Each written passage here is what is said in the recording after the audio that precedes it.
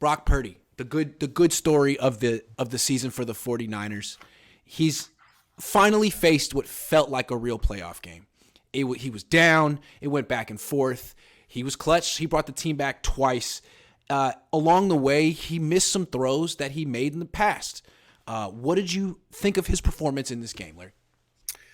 Well, I mean, you got to remember what we're looking at. We're looking at a rookie quarterback. Yeah. So that's his reality. He's a 23-year-old guy who's seeing everything for the first time, playing only his second road game.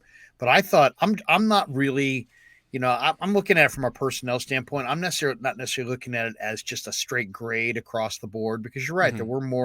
There was some adversity here. He did miss some throws. He had a couple throws tipped that could have gone either way.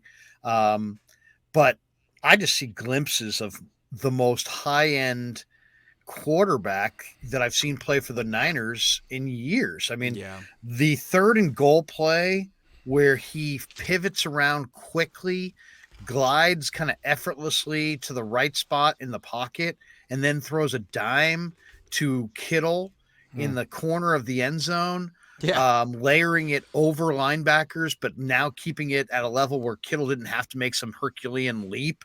I mean, that was a flat out dime, and made it look easy. That one stood out to me. And then the Ayuk off the play action on the 2nd and 6 on the first drive, I thought that was a dime. So, and then of course he had 4 scoring drives after they fell behind by 10. So I feel good about that as well. So I know, it's not always gonna be pretty. The bottom line is there's 17 games over 18 weeks. You're not going to have your A effort. I don't want to say the Niners took the Raiders lightly, but they're not up for that game the way they would be up for other games. And even in that situation, I thought he showed incredible plays. So I was very encouraged by what I saw from Brock. I was too. I mean, the fact that he brought the team back twice at the end and made those beautiful throws, particularly the slants to the left to Ayuk. The Ayuk, yeah. Late. Oh, yeah. It was perfect. It was like Joe Montana throwing to Jerry Rice on slants. I mean, perfect timing, perfect ball placement. What I did notice, though, was his worst throws were the ones down the field.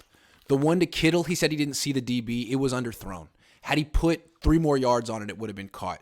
The one to Jennings that was broken up at the goal line, had he put 2 more yards on it, it would have been caught. So does he not have the arm? I don't know. I'm not saying that. Maybe he just missed a couple throws, short in one game. That's something, because it seemed like in the last few games he was nailing those.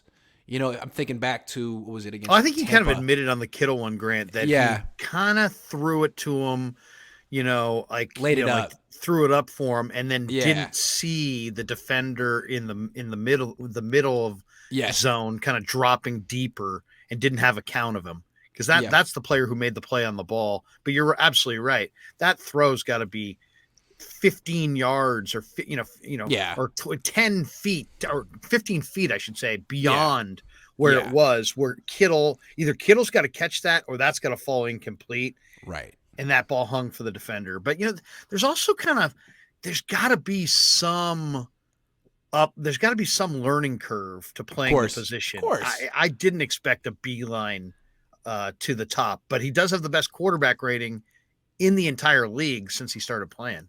Right. I'm not pointing this out to say that, he's not a franchise quarterback. I'm pointing it out to say, look, we saw what would be perceived as his weaknesses. They still scored 37 points. So what I want to say is, stepping back, even if you have questions about Brock, and this game brought those up, the offense is scoring 32.6 points per game with Brock on the field. There is no team averaging 32.6 points per game this year. The best is Kansas City at 29.1. So again, even if he has some weaknesses and can't always hit certain throws down the field, if this is what the offense is with him, he's not going anywhere.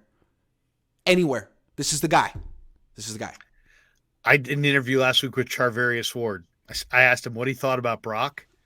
He wasn't 3 words into his answer before he was like, the offense is scoring 32 a game. He's like, I love 32 a game. And it's like, yeah, if you're a corner and you look at 32 points a game as like a safety net that you didn't have before. Yeah. If you're scoring 20 a game like they were early in the year, or not even, you can't make a mistake. You can almost throw a shutout and still lose. So yeah, I mean, every defensive player and offensive player is looking at that going, they can keep that rolling. They got a great shot to beat anybody they play. I mean, this is a guy who's physically limited, and in his 5, I'm going to call the Miami game a start since he had every drive except the first one. 33 points, 35 points, 21 points, 37 points, 37 points. It's a juggernaut. This is the greatest show on. It's like the Rams in 99 or the Niners in 88 or something crazy. And all this talent's coming. Everyone looks like a genius now. Everyone looks great. Kittle's a Hall of Famer. Ayuk's a Hall of Famer. Kyle's a Hall of Famer. All because Brock is here. All because Brock is better than Jimmy. So yeah. What was the question? Will there be a quarterback competition? No, that's the wrong one. I guess that's the next one. I want to talk about the first taste of adversity. But the next question is, if that's Brock adversity, yeah, man, right? Bring on 37 more points. Adversity. Yes. Okay. I mean, Brock looks great, and it's you're right. He's making Ayuk look good. Heck, I thought Kittle might have turned the wrong way on that one ball. If he turns the other way, it's another flat dime right in his lap. So, I mean, Brock. He's also making McCaffrey look good as a runner. McCaffrey's a great receiver no matter what. But as a runner, he was averaging 4.2 yards per carry with Jimmy. Now he's averaging 5.1 yards per carry with Brock. That's a big deal. I'll tell you the biggest, the one I think's become borderline unstoppable is when you combine the accuracy of Brock and the catch radius of Jennings. Yeah. You got something there, man. You got something there.